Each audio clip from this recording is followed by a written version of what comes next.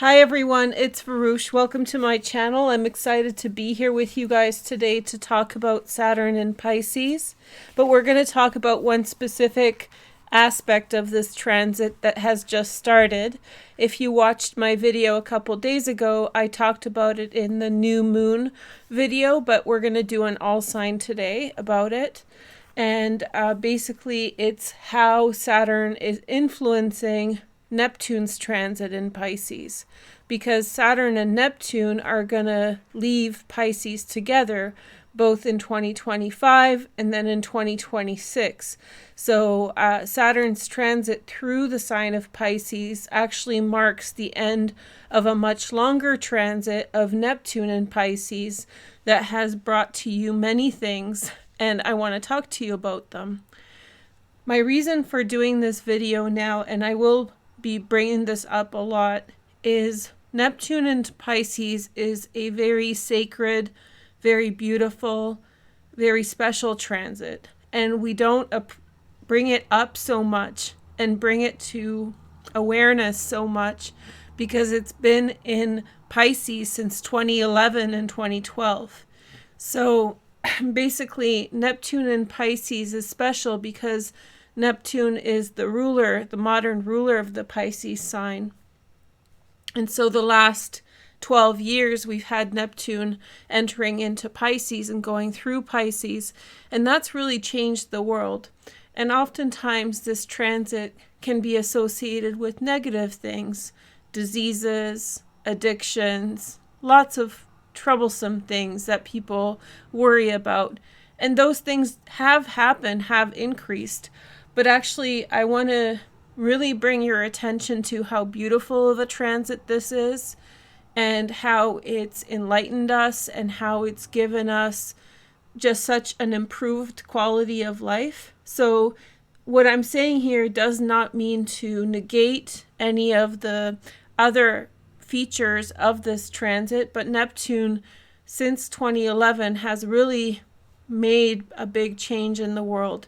And so now that Saturn is entering Pisces on March 7th, it's going to really clean up, finish up, and put a final phase to this transit of Neptune and Pisces.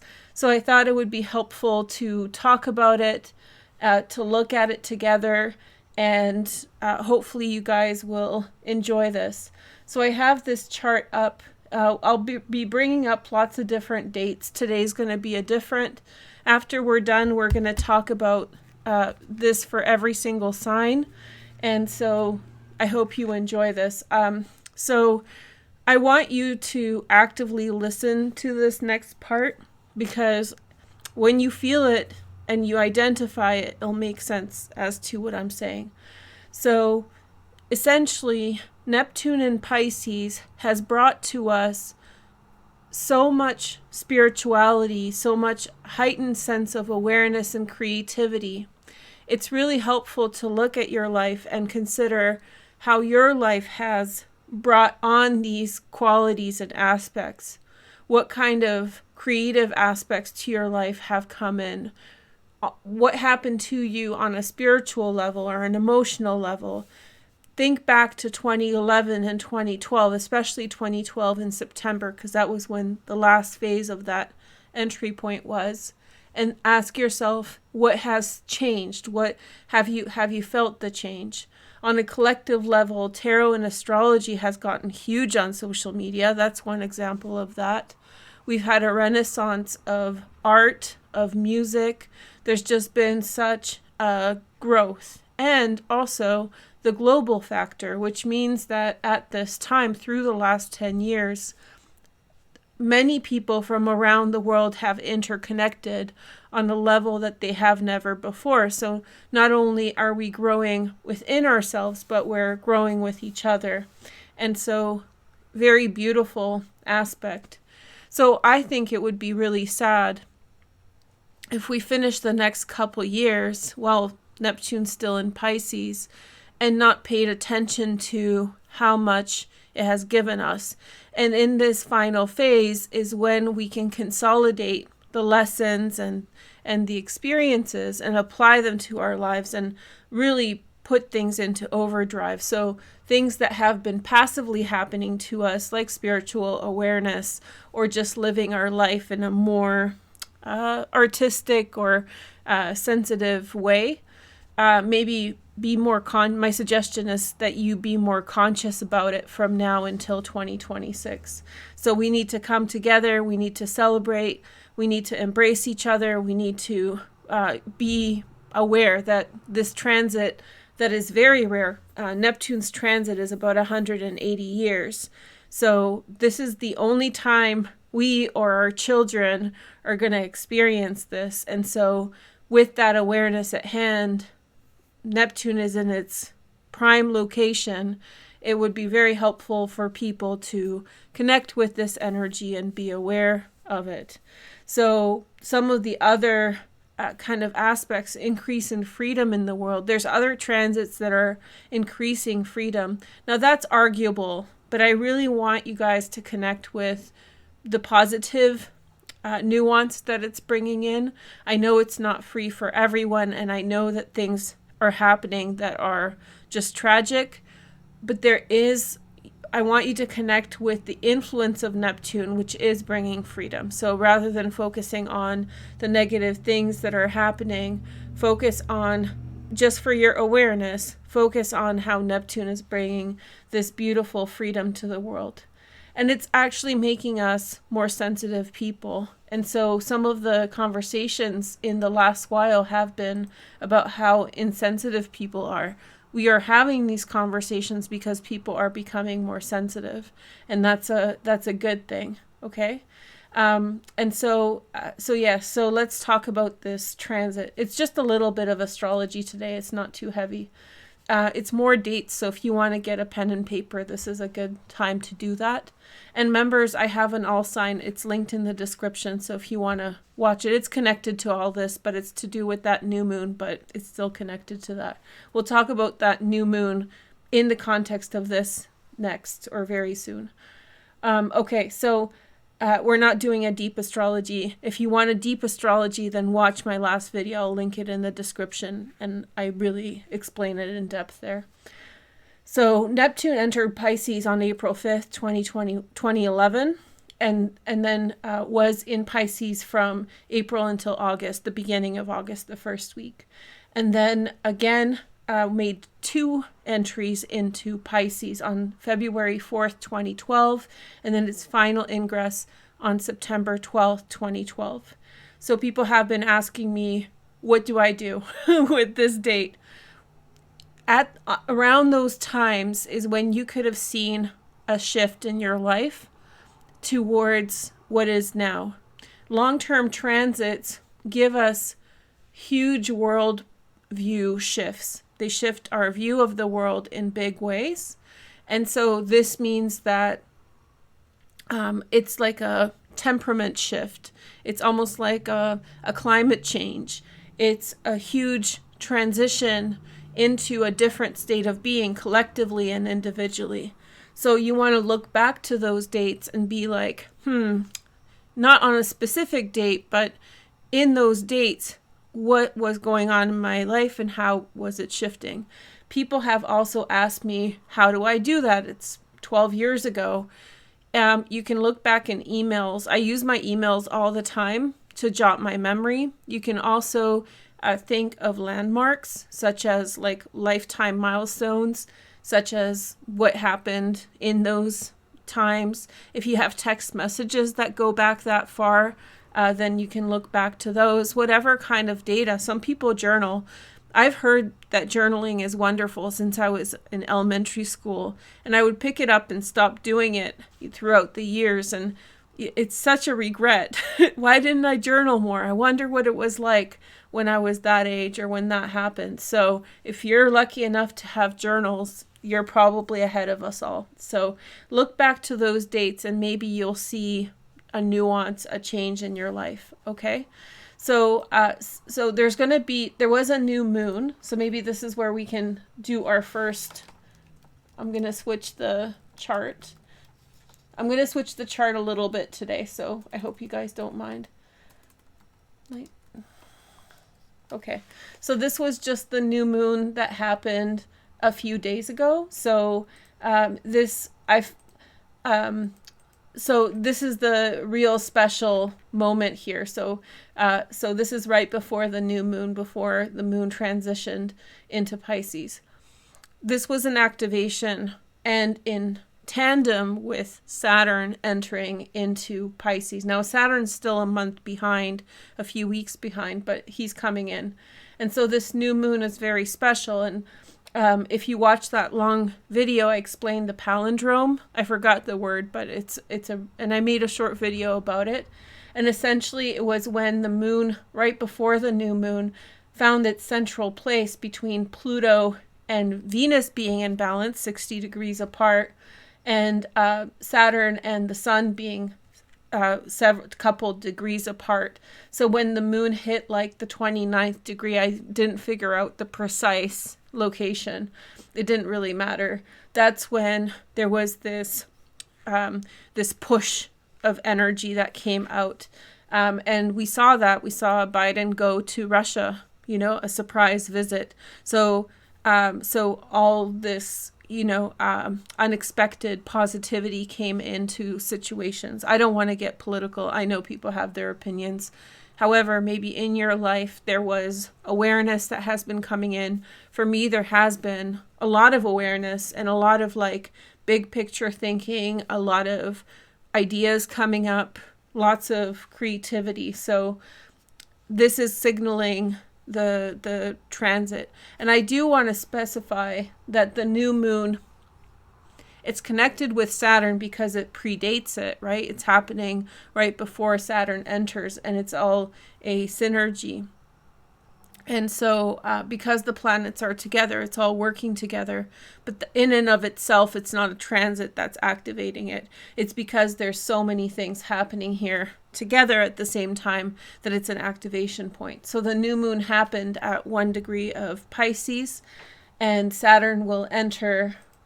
I don't really want to get into nitty gritty, but Saturn will enter into Pisces on about March 7th, 2023. And so at that time, Saturn will transit this position with this new moon that brought all this strong Piscean energy about 3 times this year because of its retrograde period.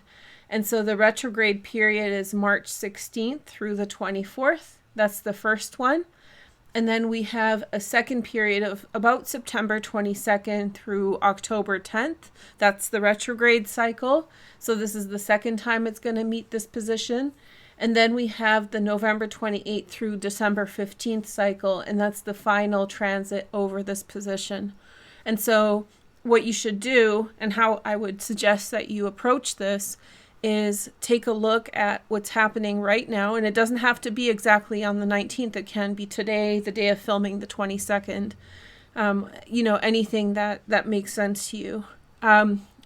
If something is coming out for you in life, if something's coming to the surface, awareness of how you should approach life, or awareness of, think back on the last 10 years with Neptune.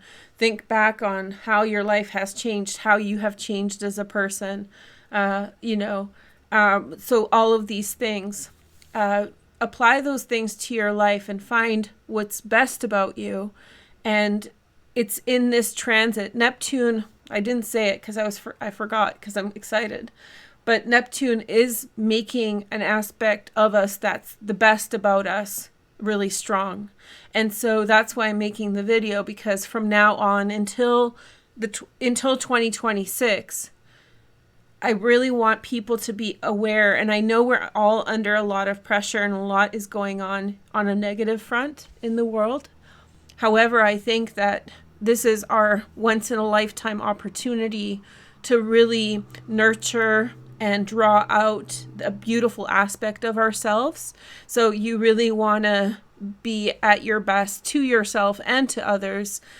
And you really want to focus on nurturing that quality. If you're a musician, play your music. If you're a writer, write whatever it is that you write. If you're a philosopher, philosophize, whatever you do. And you don't have to be in the creative capacity for that to be resonant. whatever is your creative expression. Engineers are creative. Whatever it is that your creative expression is, whatever it is that you're doing, whatever you connect with those times, those dates, they're very significant, and you want to be really aware. I didn't write this down, and I knew I would regret it, but the Neptune transited, it's in the full-length video, but Neptune transited, I think in 2012, in March, definitely December to January 2012 to 2013. It transited over the same position as the moon. And so that was a time, and look to my short, I'll put the date in the description. Sorry, I forgot. But look to that date specifically. Look at the Ingress, which is the 2011 April 5th, April through August, 2012 February 4th and February 12th, and then in 2012 those dates in March, it's like August, September, December through January 2013, and I'll put those dates in the description. Look to those dates and see what came through, and that should give you an idea. Some people told me, and some I've observed also, that their lives went really difficult at that time and they lost something or they went through a transition. That's normal, right? We know the tower moment. If you're doing the wrong thing or if you're in the wrong environment and you need a break from it, but you refuse, it becomes a tower moment because it'll push you towards ending something that's working against you. So someone told me a testimonial and they said, I was in school and I was really struggling and I was really sad, and I quit school and I moved on with my life. I met someone, I fell in love, and I began to travel and I fell in love with travel. So that was a beautiful story. I'm really happy that they shared that with me, and maybe you have a story like that. So don't get too stuck if you've had a difficult moment through these times. Keep on persisting and looking for what's beautiful about your experience and what's beautiful about you. So it's a very powerful opportunity for you to identify that and also, kind of magnify it and grow with it. There's going to be several transits of the moon alongside where the new moon was. On March 19th, the moon and Saturn are going to join in the same position as the new moon was in February on March 19th. On September 26th is the next date, and November 20th as well. And then on December 17th is going to be the final conjunction between the moon and Saturn in that position. It's going to be a little bit off, but I included it. So we have 4 dates, March, September, November, and December, for when the moon transits over the position where the new moon was, along with Saturn. And I suspect those are going to be special dates for you as well.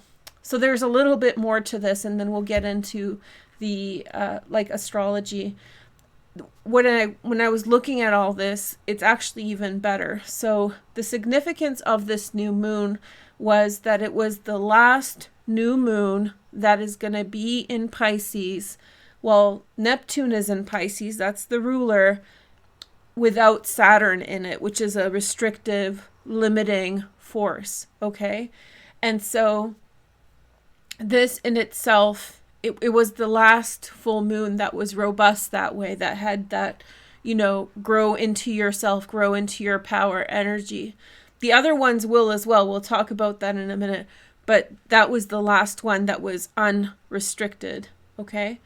And so over the next 2 years, I found another pattern that I think you'll like, which is that we are going to have, and this is what I want to show you, March. We are going to have 10th, 20. There's going to be a little bit of an inversion. So the first new moon next year is going to be on about the 20th degree of Pisces, while Saturn is at about the 10th degree. It's technically the 11th degree. The following year it's going to be the opposite. It's going to be a chiasmus. A chiasmus is a literary term I used for this, but I thought it was like kind of cool to kind of think about it this way. So let me show you guys. So this is 2025. The previous map was 2024. So here is the new moon in 2025. Look at this guy. And so the new moon is happening at almost 10 degrees of Pisces. Remember, Saturn was at 10 degrees the previous year. And Saturn is at 20 degrees of Pisces, where the new moon was the previous year. So this isn't like literal astrology, but it is a pattern that's evolving this time. So you won't find this again in another sequence. It's a sequence that's happening now. To add to this, the North Node is with Neptune. And this whole story, everything we're talking about today, is essentially about Neptune, not Saturn. Saturn is modifying Neptune and everything that is brought into our lives. And so finally, after the sequence of 3 new moons, 2023, the unbridled, unrestricted, so with a conjunction with Saturn out of sign, new moon on February 19th, 2023, then the 2 new moons in 2024 and 2025 that are a chiasmus, which means that they have each other's degrees. So Saturn, I just showed you. And then on that final one, we also have the conjunction with Neptune and the North Node. And the North Node represents where we are being taken on a spiritual level, essentially. So it does really feel like a closure event. So Neptune has been in Pisces for such a long time. With Saturn's ingress into Pisces, it really feels as though it's a cleanup of everything that Neptune has brought. This is the time to get pull up our socks and get to work.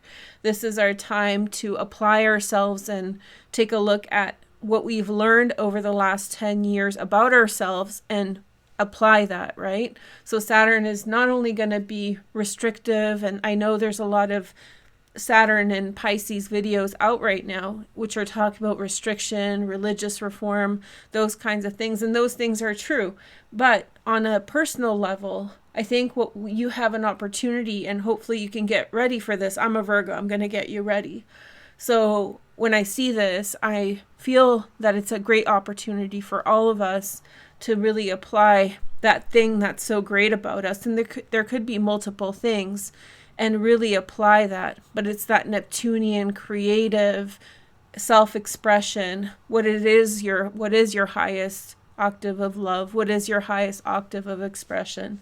And so apply that. And so by that second new moon, this is February 27th, 2025, we have another completion point. And there's going to be more into 2026. Neptune and Saturn are going to enter Aries almost together, actually. So they're going to enter Aries. Neptune's going to enter Aries in March 30th, 2025. And then Saturn will follow in May. And then the following year will be their last ingress. And Neptune will enter in January and Saturn will follow in February. So they're really hand in hand in this transition.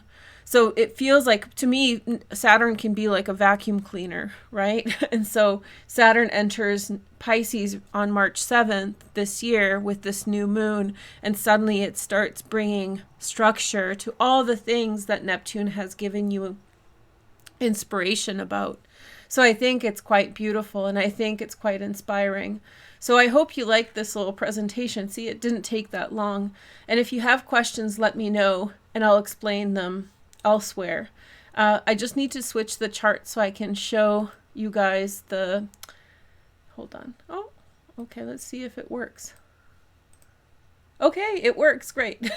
So this is the chart for February. Oh no, it's not. Hold on. Spoke too soon. But yeah, so I hope you guys are let's see if it works. Fingers crossed. Yay! Okay, so this is the new moon. We're going to work with the new moon for the individual signs because that's the the closest new moon to the time when I'm reading.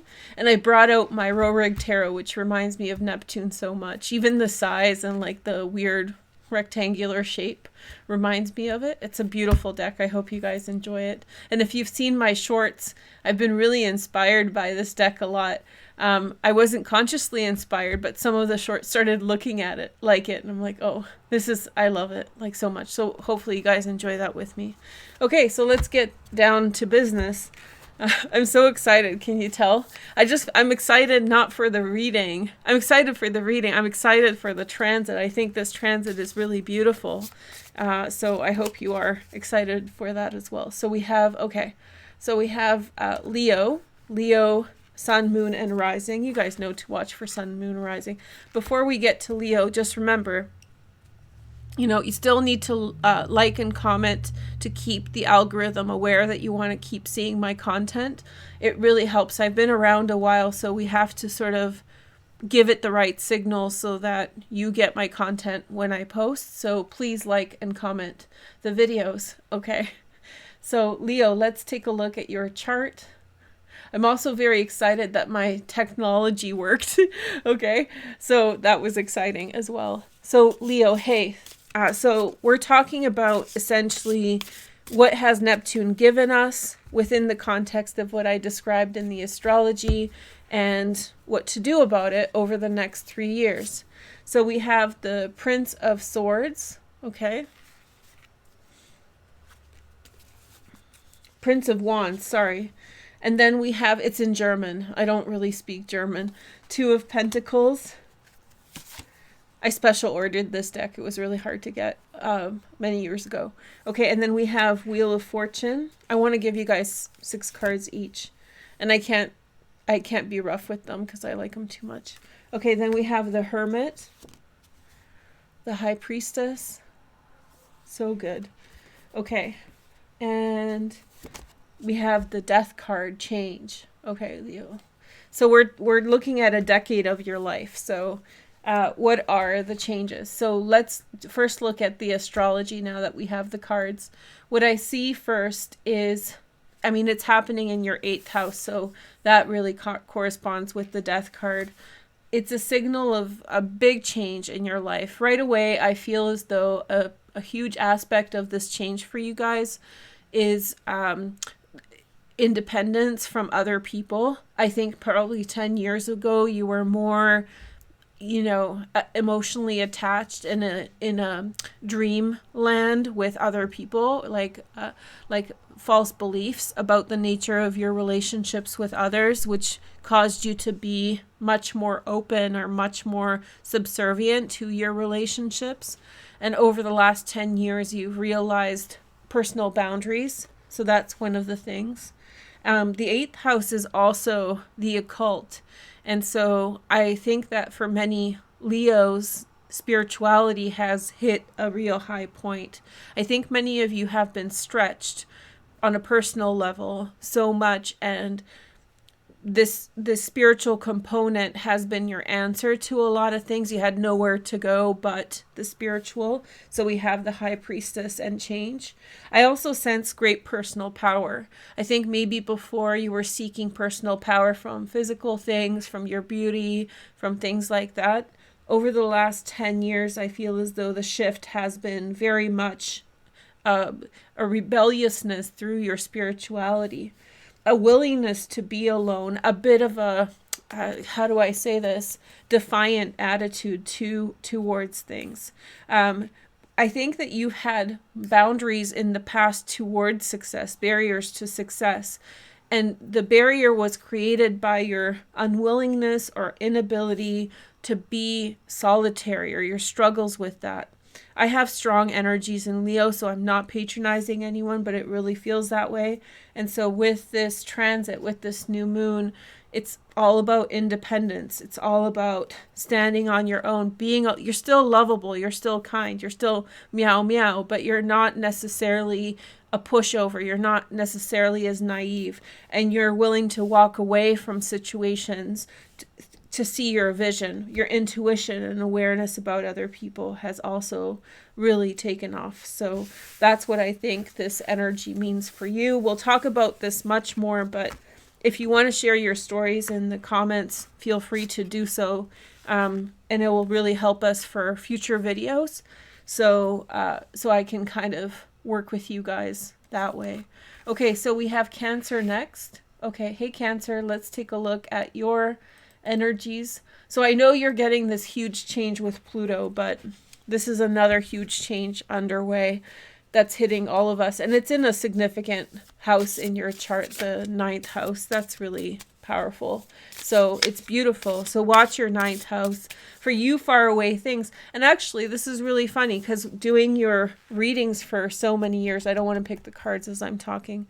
I've always noticed that your option was always like, go far away, go, you know, run away somewhere far. Somebody's offering you invitations, go away from the problem. So there's always been that opportunity or that room, that energy was available to you over the past few years. The answer seemed to consistently be go far away from this if it's not working.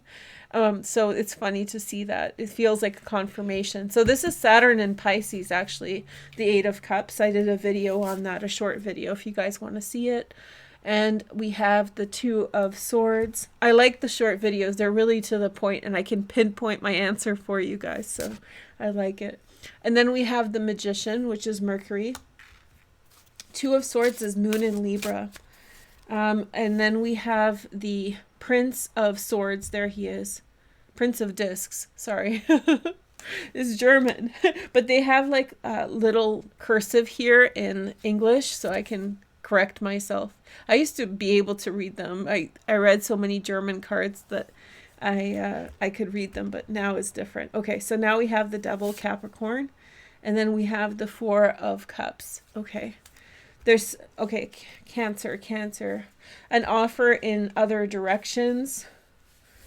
For you, I think that the offer, I think this is a retort to Pluto in Capricorn for Cancer, Sun, Moon, and Rising. When things hit the fan with Pluto in Capricorn for you for the last several years, there's always been that answer, hey, go far away, right? The 9th house.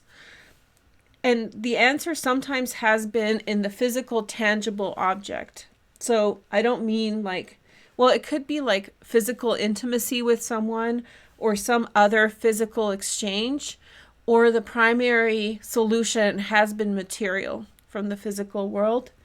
And I think that that has been oftentimes a misstep. If you look at a pattern in your life, when you had a problem with someone on hand, and there was a quick solution or a fast answer that came through, it was in the physical state or in the physical realm, and it was unstable in and of itself. So part of the pattern could have been that these physical solutions or get out of jail for free cards were actually problems in themselves. So there's no like fast solution to some circumstances. And so I think it was anxiety that made you choose the physical solution sometimes, because you just wanted a situation to, okay, I thought my mic broke. So you just wanted the situation to improve and you were just scrambling for answers. But I think that it's been like a circumstance in which that wasn't the solution. So that was a pattern during so far with Neptune in Pisces, but I think it had a lot to do with Pluto in Pisces. And so the answer is the 4 of Cups, which is like calm down and find a more balanced solution. It may not be, you know, bells and whistles, amazing things, but it will be more stable and consistent. And part of your lesson here in the 9th house is minds and ideas, right? You have a lot of power, but I think that you were essentially pressing on the gas too fast. So you were going too fast in a particular direction. And this 8 of Cups, and I'll be frank with you guys, I have Venus in Cancer. I'm not patronizing anyone. It may have had to do with people expressing disinterest, rejection, losing interest, losing affect, or the mutual excitement was gone in all sorts of different relationships. So there was like peace in the circumstances, but it was tenuous and uncomfortable at times. And so you may have chosen fast because you got anxious and nervous and you were trying to compensate. It was triggering for you, right? And so you may have pressed that gas too fast into situations that were not long term. And so this Four of Cups is a simple process in which you're bringing in new things, but slowly, and you're no longer as phased or no longer as impacted by immediate moment changes, how someone reacts, or how like little things aren't affecting the short term isn't affecting the medium term, or the medium term isn't affecting the long term circumstances. You've become a much more autonomous from influence of emotional instability with others, such as like somebody having a mood, right? Being upset for a day or whatever. Before that was, you were ready to anxiously run away or anxiously, try to deal with it in some way. And now you've become detached from it. And I think that feels like very much like Saturn in the 8th house. And so your ideas start building up slower, but actually in a much more productive way, because they're not reactions, they're responses, right? Okay, so next, Pisces. Hey, Pisces, let's rock and roll. Okay, I don't mean to I laugh because I feel like when I do Pisces videos, they're like a gong show. So yeah, they're just, it is Pisces. So I enjoy it, but I'm also self-conscious. That's why I giggle, because it's like so many times it just gets strange. And I don't know, I don't have a grasp of it yet. Okay, so we have the star, Aquarius energy. And then we have the Wheel of Fortune. This is how I shuffle them. Because they're big and I love them so much, I'm very gentle with them, but it's random just like any other. Three of Swords. Okay. And then we have the Death card, Scorpio energy, High Priestess, and the Eight of Cups, Saturn and Pisces. Okay, Pisces. So for you, you're getting the big transit here, right? So hopefully you've watched all of my astrology for this. Most of the astrology, it's relevant for everyone, but anyone who has lots of Pisces, Sun, Moon, and Rising, this is whenever a transit is in a sign that you have lots in, it's particularly impactful for you, right? Okay, so yeah, new moon in the first house.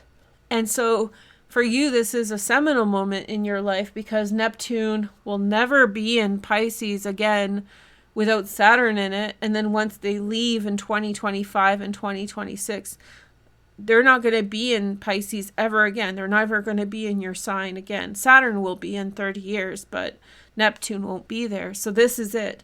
So this has probably been such a huge moment of transformation for you. And I want you to kind of get in touch with that. I don't want this transit to end. Neptune and Pisces. I don't want the transit to end and for us to miss it and be like, oh crap, that was really good. Those times there was some really good things about that time. So I want you guys to really identify it before you miss it. And you have 3 years, which is a pretty good window of time to draw on. It's not like you have to hustle, but you just be aware. So what are we looking at for Pisces? Okay, it's in your first house, so it's listen, who you are was not accepted by the outside world over the last few years. And I saw this in your reading. So star, 10 of Wheel of Fortune. You've come into realizations about who you are, not accepted by the people around you. Not everyone. And so we have 3 of Swords and 8 of Cups. Big things in the way from other people because emotional blockages, right? They're creating barriers for you while you're in your moment. So whatever the exercises I suggested, whatever you identified in those exercises, look, if you've stopped doing some of those things, like if you were painting stuff and something stopped you, someone's disagreement or someone being uncomfortable, go back to that, right? So this is your call to action. And then we have the Death card, and then we have the High Priestess. Personal change and enlightenment. You have to face the end of things, Pisces. You have to face the end of certain things in order to attain a higher level of self-awareness. I feel as though the fear of endings, the fear of changing things up, is preventing you from achieving a higher state of consciousness. That's very hard to do, by the way. Very normal for people to do. I think that there's something about you that's what it is. Don't let people create barriers for you. Don't let people hold you back.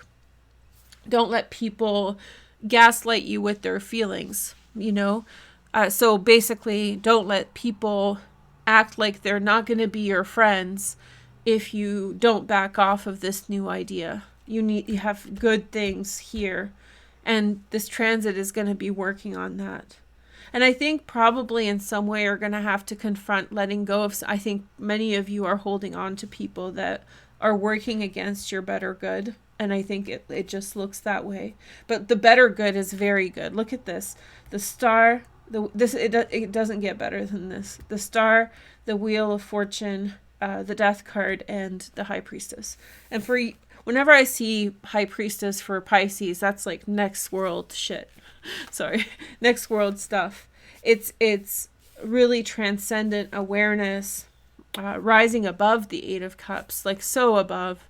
You look at the bigger picture and things just are not as impactful. It doesn't matter what's going on because there's a bigger circumstance here. There's a bigger reason for everything. Okay? So that's exciting for Pisces. And again, it turned out weird, but it's a very, good moment. Okay. So do whatever it is that you were doing over the last 11 years. Go back to that. Okay, so Capricorn's next. Hey, Capricorn. I feel like we have a strong narrative for Capricorns as well overall. A lot of Capricorn stuff is like get back in touch with people who you love. And if you don't have people around who are worthy of your love or who you love, then it's time to start working on that and finding some. So they're out there. I think you've just been distracted or pushed aside from relationship things. Ace of Pentacles, Ace of Swords, like new beginnings. Many of you are moving. Also, see, look, this is third house, fourth house kind of stuff. So right on the bottom, High Priestess. You need to go in different directions. Three of Cups. Go back to your homeland. Go back to your neighborhood. Go back to where you came from. And I don't mean that in a weird way. I just mean like go back. The Magician, powerful cards, powerful changes, and the Death card again. So change, transformation, it's time to change. Some Capricorns are going to be, moving because of family changes. And I don't want to say what kind of family changes, but there may be necessary moves for you to go back, to be closer to your family, and that becomes a priority. Overall, I think that there's a physical change that's coming up for Capricorns over the next 3 years, and it's back to social connections, back to love. It could be for romance. We have the Magician here, and we have the High Priestess. The High Priestess is like the alternate card for the Hierophant. And the Magician probably is more, I don't know. Magician is not necessarily, it's like both sexes, so it doesn't necessarily mean one or the other. But the High Priestess to me is the counterpart, not of the Magician, but of the Hierophant. So But anyway, she's a standalone card as well, or standalone character in and of herself. Okay, so we have the Death card. You initiate change. Someone asks you to move with them. Very successful. Like there's new opportunities for you in new ways, Capricorn. Break away in new directions. And so the pattern has been in your third house, right? The pattern we've described, which is your relationship to the people around you. I think that many of you, and I'm not an elitist, but I do think that many of you are functioning at a degree that's higher than others. You're just through work alone. I think you apply yourself more actively. Many Capricorn, Sun, Moon, and Rising. And I think that it leads you to be in a superior position, which probably creates quite a bit of alienation from others in your life. And through the choices that you're making, like you work when other people want to rest, you make the sacrifices that others don't. And on the other side of this, you attain a certain level of skill or expertise, or you've achieved something and others haven't. And so it's in the choices that you make. I'm not saying you're superior, but I think it adds up.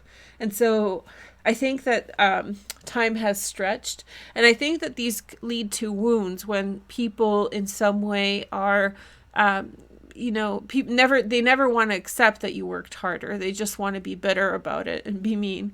So with this energy here in the third house, it's probably a significant, remember 8 of Cups is our dominant card here because it's Saturn and Pisces, and it's cleaning up Neptune. And in some way, Neptune through your third house has diversified your pool from which to gather social connections and cohort kind stuff, but it needs a cleanup. And so I think that you've been too apologetic to the people around you. You've been too complacent to their laziness. They may not be lazy, you just may be an overachiever, but you might be getting gaslit and mind games played with you by other people who have not worked as hard as you have, and that's the bottom line. So there is going to be changes. This to me feels like an invitation, right? When I have the Magician and the Death card together, it's an invitation to change, drastic change. And this is going to mark a change socially for you, as I said, from a more being solitary towards building like cohort and being with people who are like-minded to you or like you. Okay, so let's see the next energy. We have Gemini next, Sun, Moon, and Rising. Let's take a look. Okay, Gemini, Sun, Moon, and Rising. So this is happening in your 10th house. That's a nice place to have this happen. So your life has changed. You've become much more, how do I say this, friendly. You've realized how you're alienate. You were too cool for school to the level that you had alienated yourself from your environment. That's, you were not intending to do this, but over the course of years, up until 2011, when Neptune entered Pisces, you built up such a intense, brash exterior. I do have the opinion that many Geminis aspire to be like Aquarians. It's like a little kid and their older Aquarian sibling, and we admire our older siblings and we want to be like them. And so I think that some of like the Gemini attitude comes from like performativity, and so it becomes something in and of itself. And so that doesn't work, and so then you realize that you can just kind of calm down in that. And so maybe maybe you got really good at it because you are very smart, and you got really good at like being cool and being edgy. And maybe with this transit of Neptune from 2011 until now, it's humbled you, which is a good thing. It's in the 10th house, so it's humbled you. And as Saturn enters here, you kind of combine the two. So you get to be cool and edgy, and you get to be a little bit more approachable to others. You don't push back so much. You don't, because people who push back a lot, I really sympathize for them, because they're alone because of it. You know, because they have such a habit of it. It's such a part of their personality. So here we go, 8 of Cups again. Maybe it's getting too dark. I like the dark, but let me see if I can. I'll fix it. Hold on one sec. Oops. Let's see. I was trying to fix the wrong thing. Okay. There we go. It's not dark. I'm filming this at like 4 o'clock, so, and it's not, oh, there we go. So now we'll, okay. I turned on the lights. I liked it nice and spooky, but then it got like we're in a cave. Okay, so 8 of Cups. I just thought of like the allegory of the cave. We're in a cave. I ain't no philosopher king, trust me. Okay, so we have the High Priestess, and then we have the 5 of Pentacles. Okay. And then we have the 6 of Wands. Oh, you're getting some unique cards. Success, awareness. See, a physical application and an investment in a new direction starts now. So you kind of realize how it's all about like realization, how you've built up your world and where you need to take things. Okay, so it's not going to happen. It's going to happen probably over more than 3 years, because up until now, however old you are, you've built up your life in a particular direction, and I think you're going to build in a different direction, and that's okay. You have 2 very strong aspects to yourself. So we have the Ace of Cups. So you embrace a new side of yourself. You allow yourself to be free. And so, yeah, so you temper. I think you've been, I don't know. I think you've been pushed into a life that's not yours, and now you're claiming the direction that you want to take. And it's the direction you want to take is much more sympathetic towards other people. See, Gemini rules the 3rd house in a regular chart. In your chart, that's Leo, but still in Leo, it's love. You want to facilitate love to your cohort, to your brothers, sisters, cousins, people around you, around your age. And so I think that the behaviors have made you brush off people, and that's particularly made you unhappy. And so that connects with your 10th house up here. And so that applies to your position in the world, and you find that success. Is that awareness when you sit around and you're out and you're realizing, you know, how things are actually working and how you can make them work better. And so, yeah, I think that it's like, I don't think I like Geminis, and I'm not saying anything like, I'm trying to be helpful. And I think in the 7 of Pentacles and the Ace of Cups, I just think that you reprioritize what's important to you, and that's relationships, and that's going to make your 10th house a lot friendlier, a lot more full of people, and a lot more approachable. So all Geminis that we know are going to become much friendlier over the next 3 years. We still have Saturn through Pisces that's going to work on that energy more, but I think that it's going to be very nice for all of us. Awareness, right? And Geminis especially. You guys are going to have much better time. Also, it's interesting that we had that long period of Mars in Gemini. It's been there for, I don't know, 6 months. And so it's really cool that it's happened. Like, you know how I showed you the sequence of the new moons at the beginning of this video?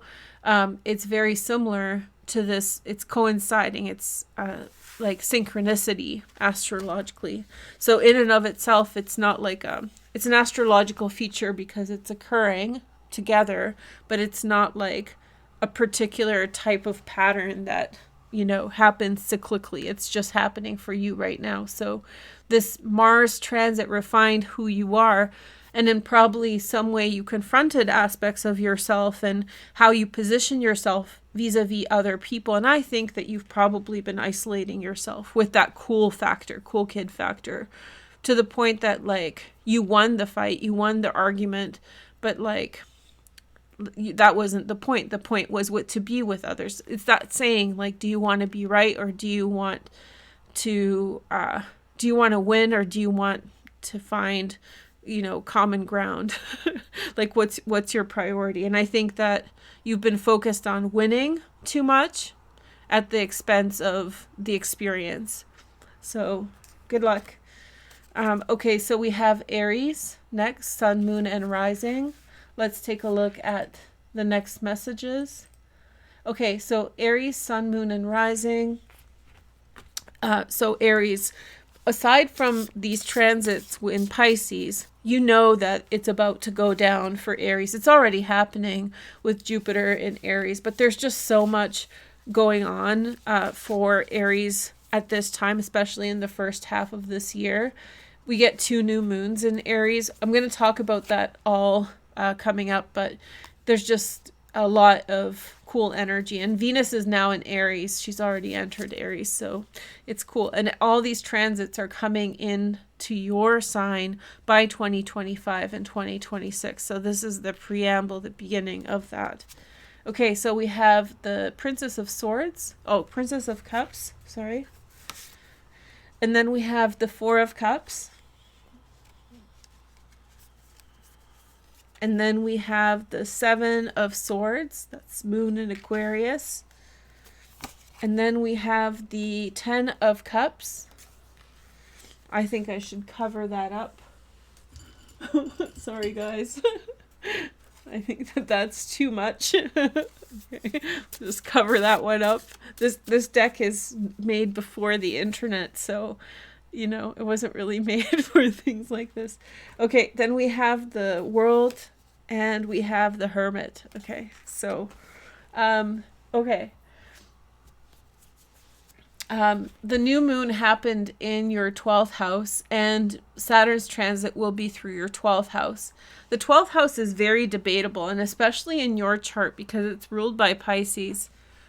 I don't really go along with the traditional view of the 12th house at all. I have my own interpretations. I do take from traditional perspectives, but I think the 12th house is pretty awesome. I think that that's when you get back into what's important. And I think that for you, for everybody else, it's really this transit in and of itself is like the goal. For you, however, I think that this is the preparation for 25 and 2026. So in 2026 and 2025, you're going to see the expression of everything you figure out inside right now. And when you do so, it will change your life. We do get this transit, like I just mentioned, 2 new moons in Aries. The North Node enters Aries. Jupiter's in Aries. Venus is in Aries right now.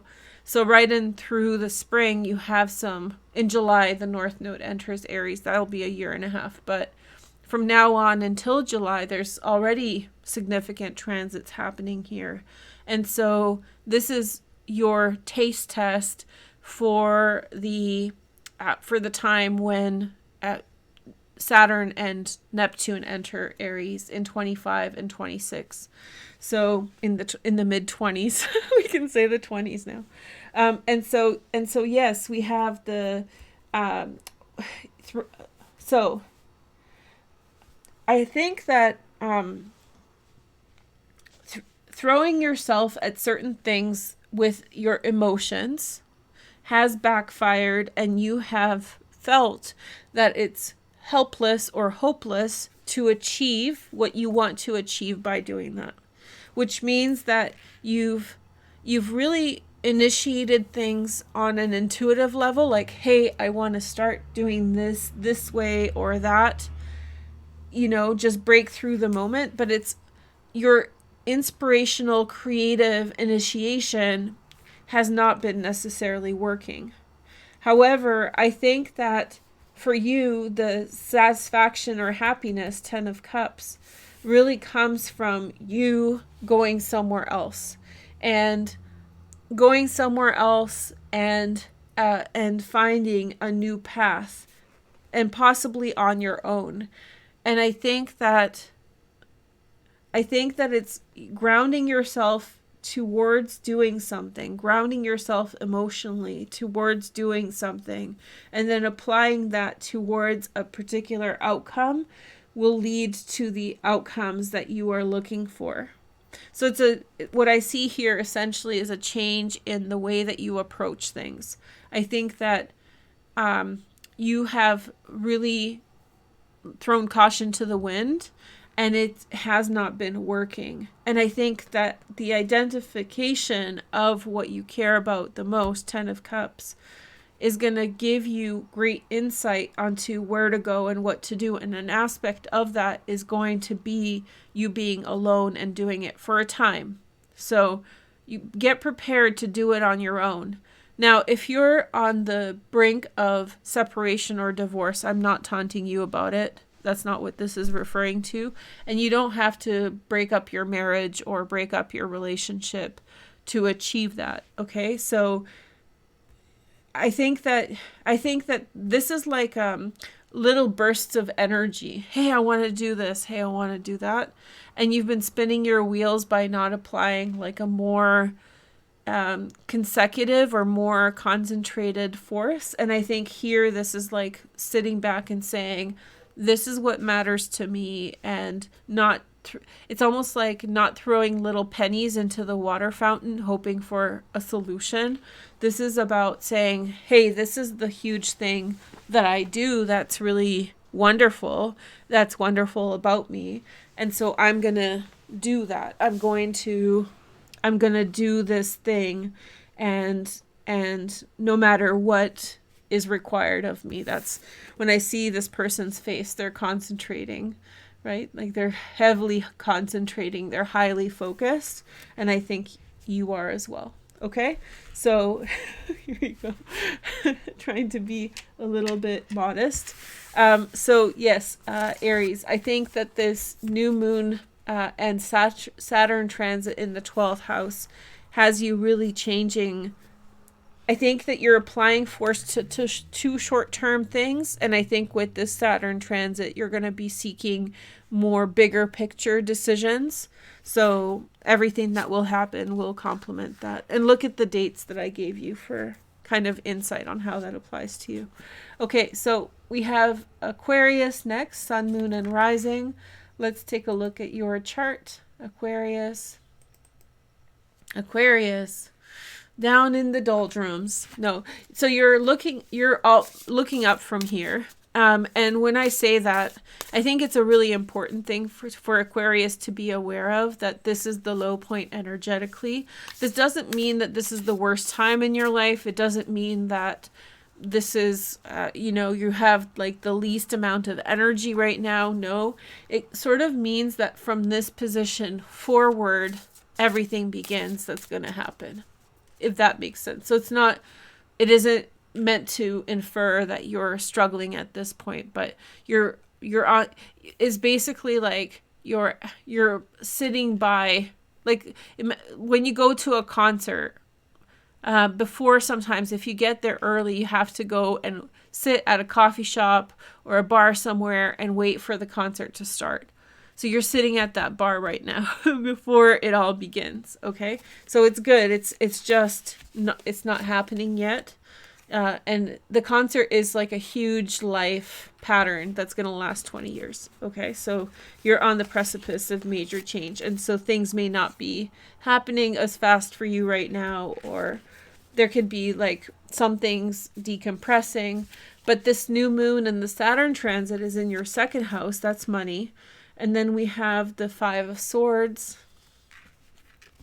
And then we have the 8 of Cups. That's Saturn and Pisces. I think that then we have the Strength card, Leo, which is your 7th house. So I was going to say this before this came out, but it looks as though this is waiting for separation or divorce to come through. And I know not everybody's getting separated or divorced, so it might be different for everyone, but it looks like waiting for money so you can be free. That's essentially 3 years of that. And it could be everything: separation from investment, separation from whatever it is, investment of time, if you bought a house, if you, whatever, job, whatever it is that you have committed yourself to, you're going to be separating here. And I think that's and from that you get, this is the World card, so that's where it all begins. So don't be frustrated by this.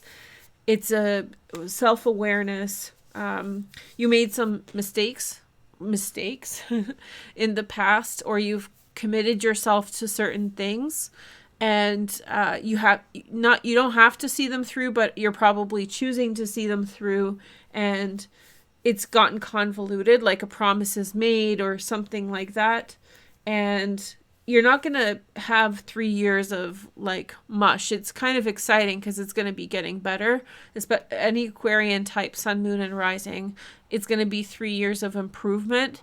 You may have not even, I actually don't think many of you guys have realized that you have hit this low point. But when you look back at 2022, 2023 beginning, you'll be like, that was the low point. Energy, in the way that I described. So in some respects, somebody has their hooks into you. That's like the extreme. Or you've made a promise to a company, you signed a contract.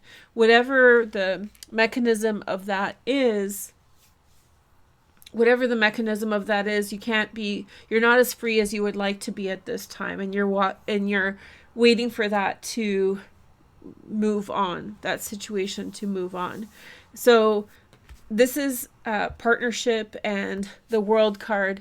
There's a lot of fantasy here about where you want to go and what you'll do with your freedom when you get it. There's a real passion for, going in a different direction and going away. So I think that there'll be a lot of that. Probably saving a lot of money. Probably, the idea. There's a feeling here of, there's a warning, like, don't be spending money because you want to be free. So don't buy stupid stuff because you just want to get out of the situation. So fight that urge. But there's this also sensation that you are able to save money and set things up in such a way so that when the world does happen, when you are set free, then you'll be able to kind of really apply that resource to something helpful. And I think that the timing of that will be 2025, 2026. That doesn't mean that between then and now it's going to be terrible, but there's a bigger pattern of a holding pattern that's going on. And then once you get through it, then you'll be able to be free, set yourself free. Okay, so that's great. Aquarius. I hope you guys aren't upset with me about that, but it's going to fly by, I promise, and I'll tell you guys all about it later, okay? This is also when Neptune actually exits. This is what's going to make Aquarians love me now, so because I don't want to leave it on. It feels like I can sense it feels pessimistic, but when Neptune enters Aries and Saturn enters Aries, I think that this is going to be a windfall for most Aquarians. So whatever it is, it's going to build up to something really good. I think in that 29th degree where Venus is in this chart, once Saturn and Neptune start going over this point in 25, 26, that's when you guys are going to see so whatever it is, it's not without a good outcome. Okay, so lucrative. Scorpio next, sun, moon, and rising. Let's take a look at your chart. Okay, so Scorpio, hey Scorpio. So for you, this is the 5th house where this is happening. Change in your relation. Some of you guys may not want to have kids, and then suddenly your idea of wanting kids changes. Some of you may want to have really change the nature of your relationship with others, in terms of romance especially. So maybe you thought you had like one type of relationships may have felt elusive over the last 10 years since 2011. And some of you guys may have been too young, but whatever. That's not what I'm getting at. But since if you're too young to know any better, so if you were too young in 2011 to have a different perspective. You're going to have a very nice surprise in 25 and 26 when you come out of this transit, because it's going to really change your perspective. You've never lived a life without Neptune in this position, but that's another conversation. But anyway, so the Saturn's transit in the 5th house, it's like, this is what I feel for Scorpios. Relationships with others have been elusive. Like who you like and why has been like very hard for you to understand. And you even may question whether you like the people that you're around, especially on a romantic level. Now, as Saturn enters into the 5th house, that's typically known as not a favorable transit for relationships and dating and stuff. Like people get lonely baloney during that time. But in this situation, I think that it's actually going to present you with some structure to the things that you're picking up on. So you're going to start figuring out how and why it is the way it is. Okay. So here is the next message. So we have the Emperor, that's Aries. And so for many Scorpios, some of you guys are married. So if you're not married, if you're single, you might be actually entering relationships through this transit. And then we have 6 of Pentacles, Moon in Taurus. And then we have the King of Wands. Okay. There's definitely... Oh, that's interesting. That's Magician, making things real. And then you have the 2 of Wands. And we have 8 of Swords, I think. Nope. 8 of Pentacles. Sorry, it's German. Okay. So 8 of Pentacles. Okay. I have a feeling that Scorpios are going to... Something in your life that you really want seems elusive. Now, I did say it was romantic, but now I'm kind of taking it back. I actually think that something that you desire... Children is the 5th house. But so is romance. But it's also the heart's desire. The 5th house is my favorite house. It's the house of hedonism and joy. And so something... Maybe something that you deeply desire has been elusive. Like it doesn't make much sense. It's a Alice in Wonderland sort of experience for you. And so I think that there's an energy here of putting a great amount of structure to that ambiguous thing that always seems to slip away. And maybe you can't even define it that easily. Because the 8 of Pentacles, it feels very strong. The Emperor, 6 of Pentacles, King of Wands, Magician, like I'm going to make this happen, you know? And I think that there's a stubbornness that's coming in here, and maybe like a vision of how to make things work in the way that you want. So whatever it is, it's almost like you don't know how things work, you know, about the thing that you really want. But it's like, it's in your heart, because with Neptune, we're talking about what's in your heart. So whatever it is that's in your heart that seems elusive and like hard to pin down, but you know you really want it, but you don't know how to do it, I think you're going to figure out how to do it with this one. I don't have much to say. I don't think I should say anything else to it, because this is such a blessing. So the 8 of Pentacles, like you'll figure out the mechanics of how to make that thing that you don't know how it works work. That's cool, right? Okay. Like kids, for example, if you really want to have kids, but you don't really know how to make it happen. But I mean, like if you just does it, it's very likely that you'll figure out a way with this. So that's pretty exciting. So good luck with that. Okay. So we have Libra next, Sun, Moon, and Rising. Where are we with we have, okay, 4 more. I think that the pace is okay.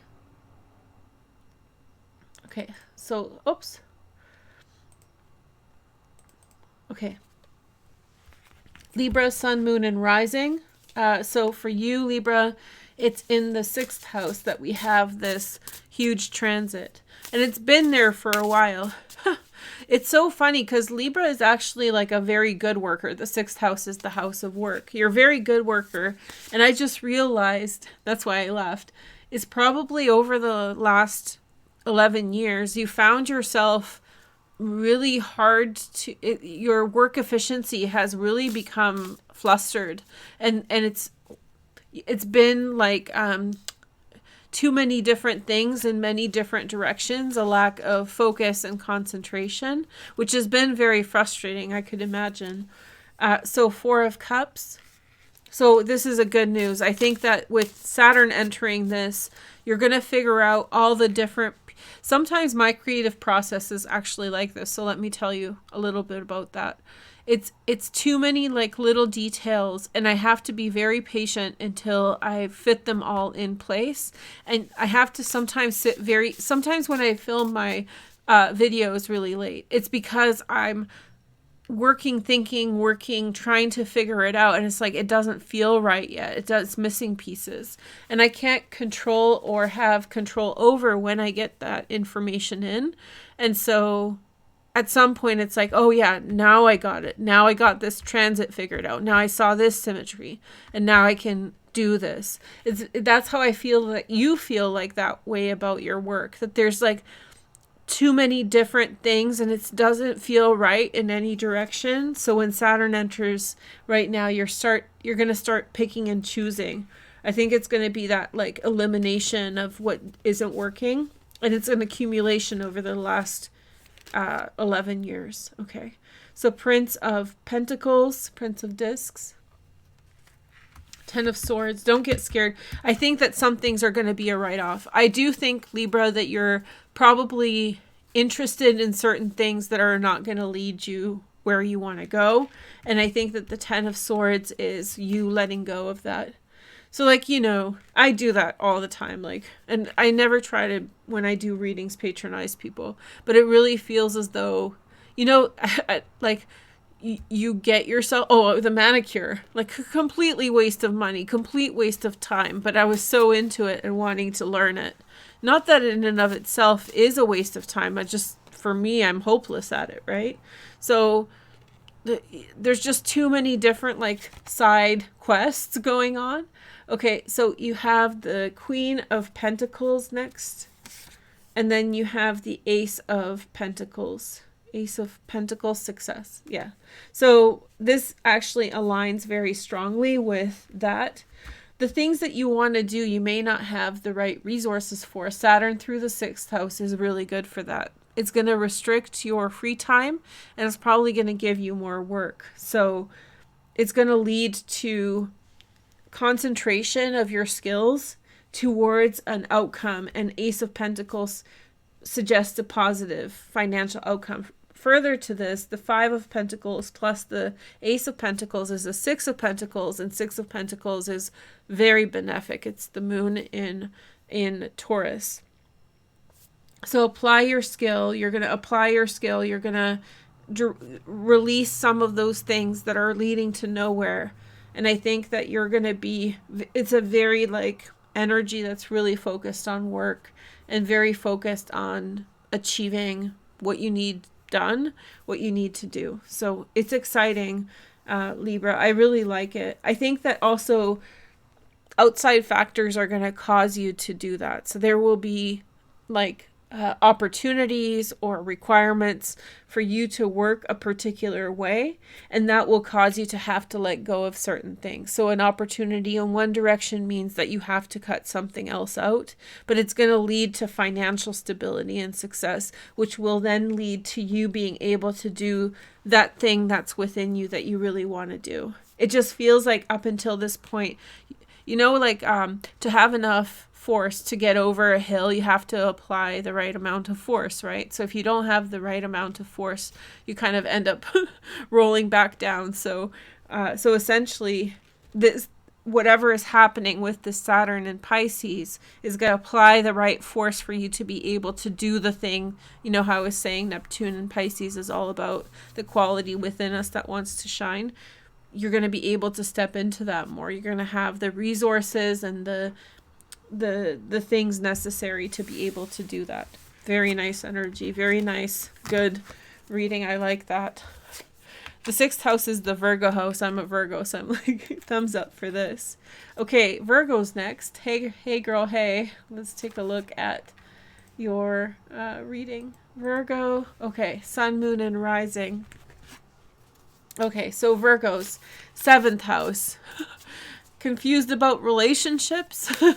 So we don't talk about Neptune and Pisces. I mean, we talk about it as a transit, as like, oh, this is happening there. But like, we need to consider this transit before it's gone, because it's the only time it's going to happen. Some of us live through Uranus and Aquarius. Uranus rules Aquarius. That's awesome. So it's like these are big ticket transits, and they don't show up in everyone's life. So the fact that we got 2 during our lifetime is very special. Pluto is ruled in Scorpio, so he's got 3. Oh, hey girl, hey. So Pluto in Scorpio was in the 80s, and then Uranus in Aquarius was in the 2000s, and now Neptune in Pisces. So I just realized that we're probably the generations that have been alive since like 1983 have lived through several of these big transit planets through the signs that they rule. And that's very uncommon to live your life through one of those. So we've all had these important moments. Whether you have those transits in your chart or not, it's important. So we have World Virgo. Hey girl, hey. I'm like it. I'm digging that awareness. Okay. So let's not miss Neptune and Pisces, because we don't get another one. This is another. There's not going to be another big planet in its home sign again in our lifetimes. Like Saturn is going to be it, right? In like 20 years. Okay. So 3 of Cups. Ooh, look at this. The world is calling your name. Uranus with the North Node. And then we have the Libra card. Okay. Balance and peace. I like this. Fair decision about something. Ace of Pentacles towards a certain direction. Virgo. 3 of... Sorry. And then we have the Prince of Cups. Yeah, so we have the Knight of Cups. Prince of Cups. That's the Knight of Cups in this deck. Okay. I think that you're achieving balance and stability in your world, Virgo. And I think that for you, this is happening, all happened in your personal relationships. Sometimes periodically, Virgos hit me up and say, hey, Varush, why are our lives so messy? And I think this may be a part of it. Neptune in our 7th house for 10 years plus. Lots of messiness in our relationships. I see you making up with people, Virgo, and I see you figuring out a way to make things work and go in a positive direction. I do see reconciliation, improvements of relationships, going back into relationships you thought you would never have. And I think that the messy, up until now, Saturn, up until March 7th, 2023, or this new moon that just happened, it was the main priority was messiness, because you had to explore all aspects. Sorry, I had to move my leg. You have to explore all aspects of your relationships with people for them to be honest and truthful. And so some of those aspects are inconvenient truths, and some of them are not very good things at all to face. And so that may have thrown your relationships off kilter and off balance, but you couldn't live without truth in them. So you made a mess. But I'm not saying you had to make a mess. That's this. Because that is your highest truth for Virgos but everybody's is different. Use your personal intuition. But for a Virgo, I can see that very much. For a Virgo, we nitpick, but nitpick to get to the bottom of things, to get the truth. And so that is in itself like a strength or like a high point. And so maybe over the last 10 years, Virgos have caused a lot of messiness in their relationships around. And so this is, balance and fairness, Ace of Pentacles, new beginning, reconciliation, and also possibly travel. So get ready to come out of your comfort zone. As Saturn enters your 7th house, right here, as Saturn enters your 7th house over the next 2.5 years, 3 years, it's going to probably really make you decide where people I don't think it's your decision. I think the people who are meant to be with you will stay, and I think that you will be forced to say no to the people that are wasting your time, or who you're letting in to waste your time. But the main energy here is fixing things and initiating things on a physical level. So it's like starting a business together, or like something very practical and hands-on that leads to positive change, practical, outcomes of your relationships with others, structural things. Okay, cool. I like this. This is good for Virgo. Hey girl, hey. Okay. I think that's why many of you guys have struggled in your relationships, because you just you went through all your relationships in detail with Neptune in Pisces, and you work through them. Okay, so here is the next message. We have the 7 Sagittarius. Hi Sagittarius, let's take a look at your chart. Okay, so let's see Sag, Sun, Moon, and Rising. Let's see what's going on. Oh, it's so dark outside. It's only 4. There's I think it's going to snow. I think we got that cold front. Hi, Sag. So let's see. So for you, this new moon is in the 4th house. Okay, that 4th house is actually kind of a complicated house, in my opinion. There's not even a consensus on everything that it means, but I think it's very important. So let's see your cards. We have the 9 of Rods.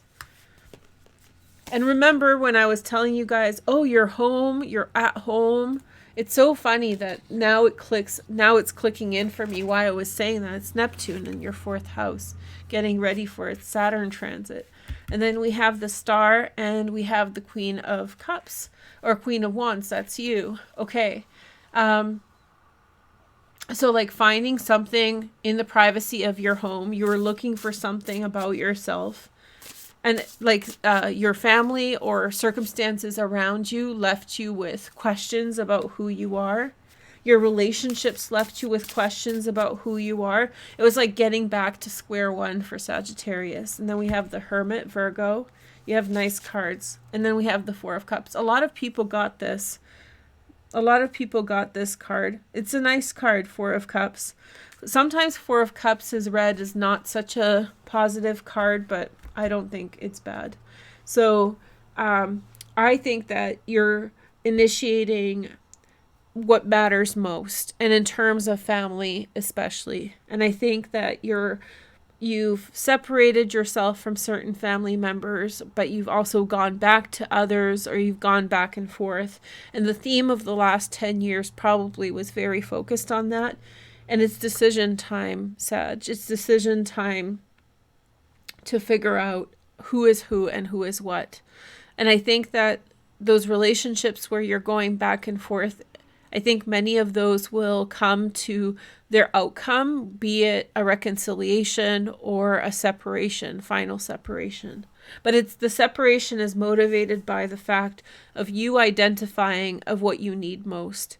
For you to travel in the world, which is up here in the chart, which is your typical thing, go travel, you need a solid foundation. You can't, and it doesn't have to be literal travel. It can be all sorts of different travel. For you to get out into the world, you have to have that solid foundation. And so you've been aware that foundation needs improvement or adjustment. And so I think that you've been going through that process, and you will go through that process. And I think that you'll get very close with some people, and I think that you'll find distance and separation from others. But I think that the focus here is about becoming close and becoming independent rather than losing someone or, eliminate. I think you'll be inspired. And I think that the 4 of Cups is an incremental building of energy. It's not, it's an incremental building of energy. So you're not, just slowly going in a new direction. Very cool. Neptune is slow. It's going to be a transit between 25 and 26. It's going to go back and out of Aries twice, right? For Pisces, it did that 3 times. 4 times. Sorry. 4. What am I saying? Yeah, I had to double check. I'm like, how does that happen 4 times? But yeah, it was 4 times. So, was it 4 times? Hold on, let me double check because I don't want to spread rumors. No, 3 times. But it still was like, I was impressed. So it entered Pisces in 2021, April, and then again February 2012, and then September 22nd, 2012. That makes sense. 3 times makes sense because of retrogrades. 4 times doesn't make sense. Okay, next. Taurus. Hey, Taurus. So, okay, so let's see. Taurus, sun, moon, and rising. Okay, so, let's see. Hi, Taurus. You have this massive change that has happened in your social life. You've become known as somewhat reclusive, but I don't think it's going to be for long. I think you've been going through a huge change of who your friends are and who your social groups are, who you hang out with, what kind of people you connect with, what kind of people you interact with, okay? Let's see. I want to give you a little more light because it's daytime, but it's just cloudy, very, very cloudy. Okay, so Taurus, let's take a look at, I should do that automatic, but when it's automatic, it gets crazy. Okay, so Taurus, let's see our cards. We have the Princess of Cups energy. Let's see. Then we have the Leo Strength card.